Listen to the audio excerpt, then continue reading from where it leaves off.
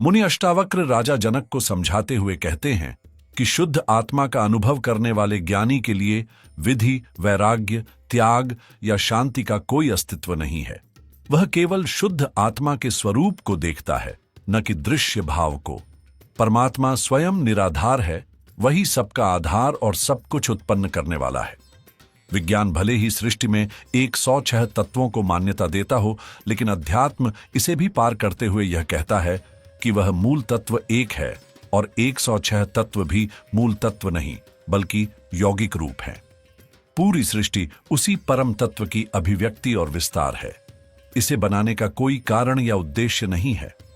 केवल अज्ञानी ही सृष्टि के निर्माण का कारण और उद्देश्य खोजते हैं। यह सृष्टि उस चैतन्य शक्ति का स्वाभाविक स्फुरण है जो अपने आप हो रहा है और किसी निश्चित उद्देश्य से नहीं किया गया। इसी कारण इसे लीला, खेल आदि कहा गया है।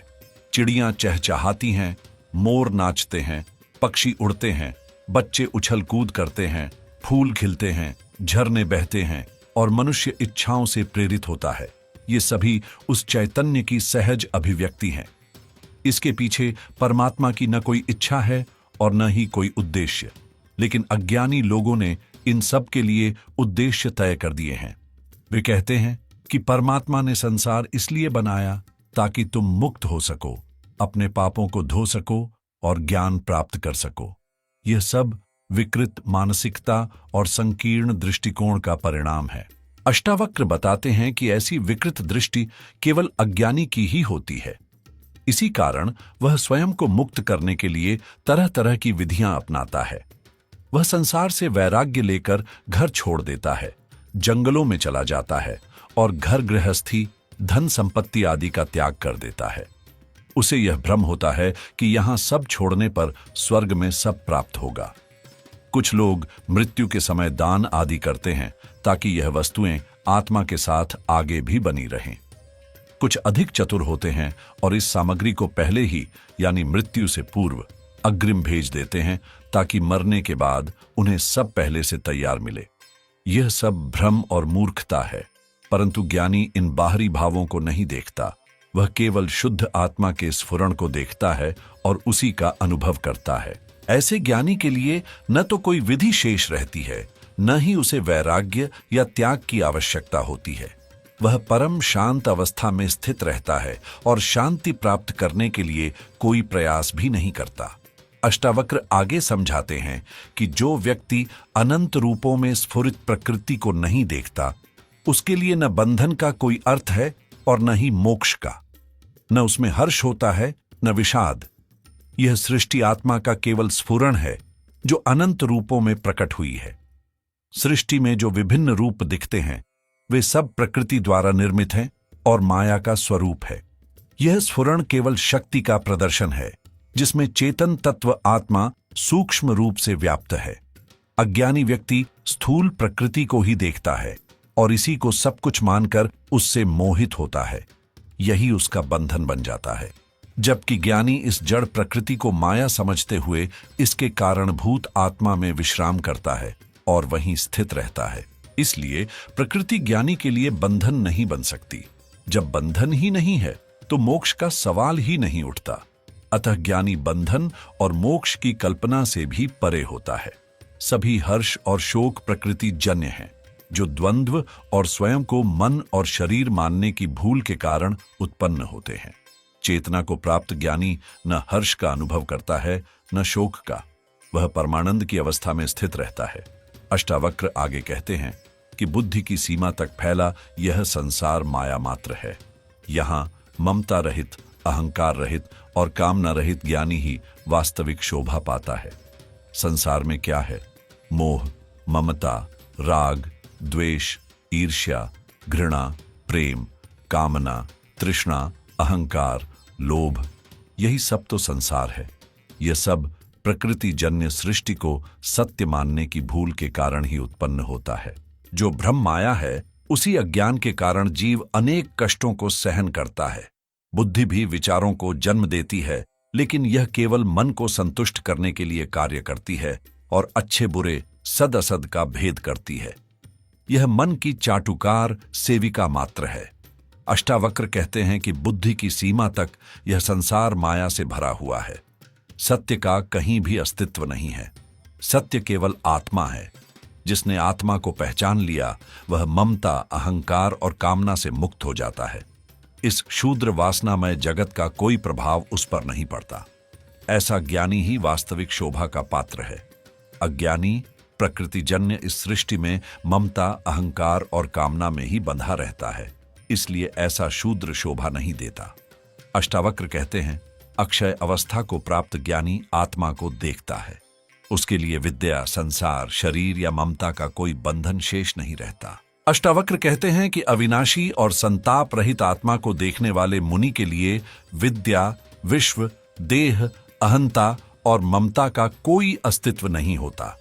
अज्ञानी व्यक्तियों के विचार, मत और धारणाएं अनेक होती हैं, लेकिन उनके मत सत्य पर नहीं बल्कि दुराग्रह पर आधारित होते हैं।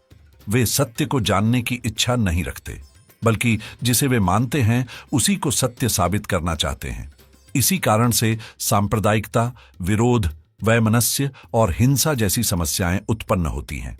लेकिन ज्ञानी सत्य को जानता है और दुराग्रह से मुक्त होता है।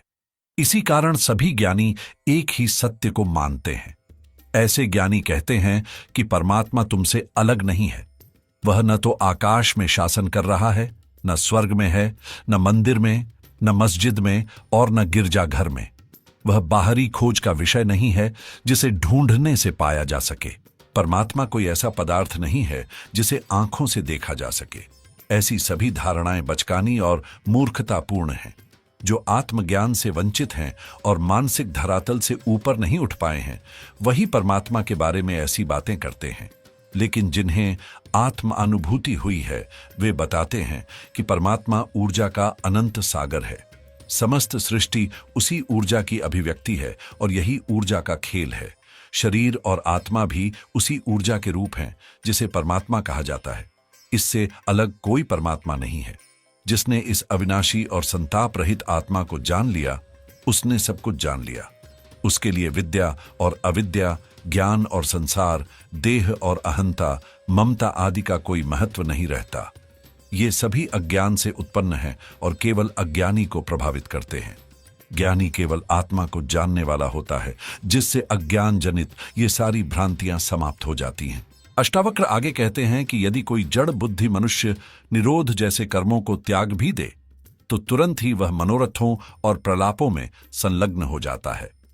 मनुष्य के सभी कर्म, व्यवहार और आचरण चित्त की वृत्तियों का ही प्रतिबिंब होते हैं। जैसा चित्त और मन होता है, वैसे ही उसके कर्म और आचरण होते हैं। आचरण या कर्म बदलने से मन नहीं बदलता। पतंजलि कहते हैं कि चित्त की वृत्तियों का निरोध ही योग है, लेकिन अष्टावक्र का मानना है कि इस निरोध के लिए जो प्रयास किए जाते हैं, वे चित्त की चंचलता को कम करने के बजाय और बढ़ा देते हैं, क्योंकि इन प्रयासों के पीछे वासना, अपेक्षाएं और कामनाएं जुड़ी रहती हैं। ऐसे में चित्त का निरोध संभव ही नहीं हो पाता। इसलिए चित्त के निरोध के लिए किए जाने वाले सभी कर्मों और आचरण का त्याग आवश्यक है। चूंकि कर्म वासना से प्रेरित होते हैं, वे भी बंधन का कारण बनते हैं, जो ज्ञान प्राप्ति में बाधा डालते हैं। अष्टावक्र का मुख्य संदेश यही है कि बोध से ही सच्ची प्राप्ति संभव है, कर्म से नहीं। कर्म से केवल अहंकार, वासना और फल की आकांक्षा उत्पन्न होती है, जो चित्त को शांत नहीं होने देती। इसी कारण ध्यान और समाधि जैसे निरोध कर्मों को भी त्याग देना चाहिए, तभी आत्मा की प्राप्ति संभव है। लेकिन यदि कोई मूढ़ या जड़ बुद्धि व्यक्ति इन कर्मों को त्याग भी दे, तो उसके भीतर मनोरथ, आकांक्षाएं और अहंकार बने रहते हैं, जिनके पीछे वह दौड़ता है और आत्मज्ञान से वंचित रह जाता है। इसका निष्कर्ष यही है कि चित्त की पूर्ण शांत अवस्था में ही आत्मज्ञान संभव है। निरोध जैसे कर्मों को करना या उन्हें उद्देश्य के लिए त्यागना किसी से ज्ञान नहीं होता। आचरण और कर्मों को करना या छोड़ना महत्वपूर्ण नहीं है, बल्कि महत्वपूर्ण है अज्ञान और भ्रांति का त्याग करना। अष्टावक्र आगे कहते हैं कि मंद बुद्धि वाला व्यक्ति जो तत्व को सुनकर भी अपनी मढ़ता को नहीं छोड़ता, वह बाहरी प्रयासों में निर्विकल्प हो सकता है, लेकिन मन में विषयों की लालसा बनी रहती है। मनुष्य में कई प्रकार की मूढ़ताएं जैसे अहंकार, वासना, कामना और आकांक्षाएं रहती हैं और ये सभी मर्ता का हिस्सा हैं। जब तक इनका त्याग नहीं होता तब तक किए गए कर्म, आचरण और व्यवहार निरर्थक होते हैं। केवल निर्मल चित्त वाले व्यक्ति ही अष्टावक्र के आत्मज्ञान के उपदेश को ग्रहण कर पाते हैं। जो व्यक्ति आत्मज्ञान की शिक्षा को सुनते हैं वे उसे प्राप्त कर लेते हैं, लेकिन जो मंदबुद्धि होते हैं वे इस ज्ञान को सुनकर भी भीतर के अहंकार, कामना, वासना, इच्छाओं आदि को नहीं छोड़ते, जिससे वे आत्मज्ञान से वंचित रहते हैं। ऐसे लोग बाहरी प्रयासों में निर्विकल्प होने का अभिनय कर सकते हैं या ज्ञानी की तरह कर्म करने की कोशिश कर सकते हैं और वासना, अहंकार, कामना आदि को छोड़ने का नाटक कर सकते हैं, लेकिन वे मन में विषयों की लालसा ही रखते हैं क्योंकि उनकी बुद्धि मंद होती है। मंद बुद्धि व्यक्ति केवल आचरण में ग्रहण और त्याग के माध्यम से ही समझ सकते हैं, लेकिन वे भीतर के मूढ़ तत्व को नहीं समझ पाते, इसलिए वे कभी आत्मज्ञान को प्राप्त नहीं कर सकते। अष्टावक्र आगे कहते हैं कि जो व्यक्ति कर्म से मुक्त हो चुका है उसके कर्म लोक दृष्टि में होते हुए भी कोई उद्देश्य नहीं रखते। वह न तो कुछ करने का अवसर पाता है न कुछ कहने का। ज्ञानी व्यक्ति कर्म करता है, लेकिन उसका दृष्टिकोण और उद्देश्य अज्ञानी से भिन्न होता है। ज्ञानी के कर्म स्वाभाविक रूप से होते हैं, जो लोक कल्याण के लिए होते हैं और आवश्यक होते हैं। वह कर्म को ईश्वर की इच्छा मानकर करता है और इसके पीछे कोई वासना, इच्छाएं या अहंकार नहीं होते। जबकि अज्ञानी के कर्मों में फल की चाहत होती है, उसमें अहंकार और सम्मान, यश, स्वर्ग प्राप्ति की इच्छा होती है, भले ही वह लोकहित के लिए कार्य कर रहा हो। अज्ञानी हमेशा ऐसे कर्मों की तलाश में रहता है जिसमें उसे सेवा का अवसर मिले ताकि वह स्वर्ग की प्राप्ति के लिए प्रयास कर सके। उसकी चिंता हमेशा अपनी स्वर्ग प्राप्ति तक ही सीमित रहती है और वह लोकहित, समाज सेवा, दान पुण्य आदि में किसी की नहीं, केवल अपनी चिंता करता है। लेकिन अष्टावक्र कहते हैं कि जब ज्ञान प्राप्त होता है तो कर्म स्वतः नष्ट हो जाते हैं और फिर ज्ञानी को कर्म करने की आवश्यकता नहीं होती। फिर भी ज्ञानी लोक दृष्टि से कर्म करता है, जो लोकहित में होते हैं और जो आवश्यक होते हैं। वह किसी भी कर्म को स्वर्ग प्राप्ति या किसी फल की इच्छा से नहीं करता, न ही वह ऐसे कर्मों की तलाश करता है जिनसे उसे लाभ मिल सके। वह कभी नहीं कहता कि उसने यह किया है, क्योंकि उसमें अहंकार नहीं होता। यही कर्म की वास्तविक कुशलता है, जिसे केवल ज्ञानी ही समझ पाता है। अष्टावक्र आगे कहते हैं कि कोई वस्तु या प्रकाश कहीं नहीं है, क्योंकि एक निष्कलंक और अविकारी धीर व्यक्ति के चित्त में कोई वृत्तियां, वासनाएं या कामनाएं नहीं होती। जो कुछ भी अनेक जन्मों में प्राप्त हुआ है वही चित्त का संग्रहित रूप है। बुद्धि सुख दुख, लाभ हानि, प्रेम घृणा, हिंसा अहिंसा, प्रकाश अंधकार, त्याग ग्रहण आदि का भेद करती है, लेकिन वास्तविकता में अस्तित्व में कुछ भी भिन्न नहीं है। सब कुछ एकात्म है, जैसे सिक्के के दोनों पहलू, जिनमें से एक को हटाने का कोई उपाय नहीं है। यदि मृत्यु को हटा दिया जाए तो जन्म भी नहीं होगा। यदि बेईमानी न हो तो ईमानदारी भी नहीं रहेगी। यदि घृणा न हो तो प्रेम भी समाप्त हो जाएगा। पापी न होंगे तो मंदिर, मस्जिद, गुरुद्वारे भी नहीं होंगे।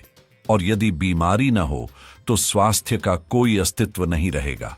यदि असाधारण को हटा दिया जाए तो राम की कथा संभव नहीं हो सकती। लेकिन एक नैतिक व्यक्ति दोनों के बीच अंतर करता है। वह बुराई को समाप्त करके अच्छाई को लाना चाहता है और अंधकार को दूर कर प्रकाश को चाहता है। इसके विपरीत एक धार्मिक व्यक्ति सब कुछ ईश्वर का अंश मानकर दोनों को स्वीकार करता है। वहीं ज्ञानी उस एकात्मता को जानकर हमेशा निर्भीक और निष्कलंक रहता है और उसकी यह भेदभाव की दृष्टि समाप्त हो जाती है। वह अंधकार, ग्रहण, त्याग आदि में कोई भेद नहीं देखता, बल्कि जो स्वभाव से होता है वह करता है और हमेशा परमानंद स्वरूप आत्मा में स्थित रहता है।